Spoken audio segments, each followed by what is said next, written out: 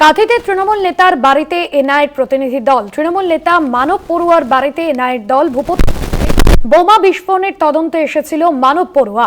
তদন্তকারী অফিসারদের সঙ্গে কাঁথি থানার পুলিশ।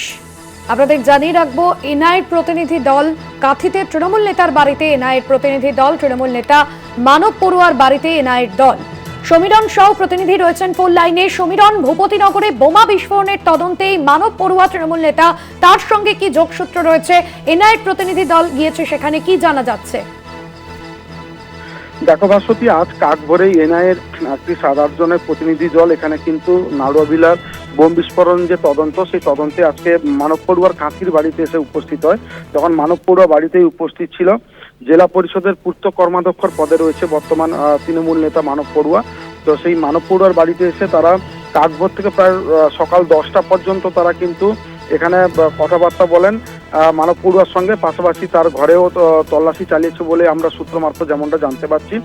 এরপরেই যখন প্রতিনিধি দল যখন বেরিয়ে যায়, এনআইএর প্রতিনিধি দল, তখন তাদের হাতে দেখা যায় একটি ল্যাপটপের ব্যাগ এবং সাদা কাপড়ে মোড়া মোটা মোটা ডায়েরি সহ আরো একাধিক জিনিসপত্র। কিন্তু কি হয়েছে বা কতটা সাফল্য এনআইএ তদন্ত দল, সেটা কিন্তু এখনো জানা যায়নি। তবে তৃণমূল নেতা জানিয়েছেন যে আমি বর্তমান কোর্টের অর্ডারেই এখানে জেলে রয়েছি।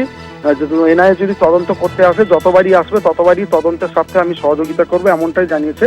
তবে অপরদিকে আর একটা জিনিস হচ্ছে, রাজ্যের বিরোধী দলনেতা শুভেন্দু অধিকারীর ভাই তথা বিজেপি নেতৃত্ব দিব্যেন্দু অধিকারী, তিনি যেমনটা বলছেন যে এনআইএর যে হাইকোর্টের নির্দেশে তদন্ত করছে, তবে আরো দ্রুততার সঙ্গে করা উচিত।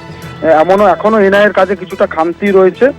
তাই মানব পড়ুয়া এখনো বহাল তবিয়তে ঘুরে বেড়াচ্ছেন। রাজনৈতিক কর্মসূচির পাশাপাশি থানার আধিকারিকদের সঙ্গে তিনি কথা বলছেন, তার ফুটেজও তার কাছে রয়েছেন বলে তিনি দাবি করছেন।